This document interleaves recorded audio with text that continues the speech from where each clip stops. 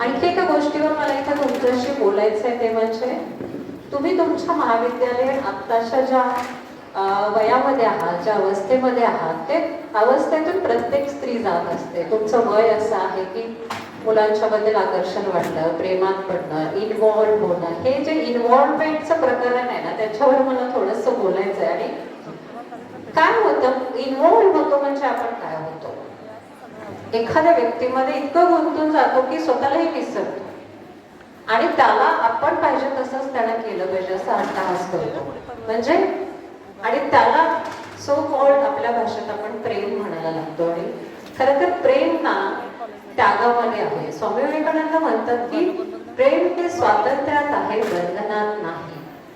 आणि आपलं बघा, प्रत्येक गोष्टीत रिस्ट्रिक्शन्स आहेत, बंधनं आहेत, मग त्यातनं अपेक्षा आहेत, अपेक्षा नाही पूर्ण झाल्या की दुःख आहे, दुःख आलं की एन्झायटी आहे, आणि एन्झायटी आलं की डिप्रेशन आहे. ही जी पूर्ण लिंक आहे, ह्या लिंकचे पेशंट रात्री 12:30, रात्री 2 वाजता मला हॉस्पिटलमधून फोन येतो. एक पॅनिक अटॅक आलेला मुलगा ऍडमिट झालाय, एक पॅनिक अटॅक आलेली मुलगी ऍडमिट झाली आहे, रात्रीचे 12:30 वाजता, 2 वाजता. म्हणजे धाप लागली आहे, ऑक्सिजन कमी झालाय, तिचे हृदयाचे ठोके वाढलेत, तिला आणून आपला कॅज्युअल्टीमध्ये ऍडमिट केलंय.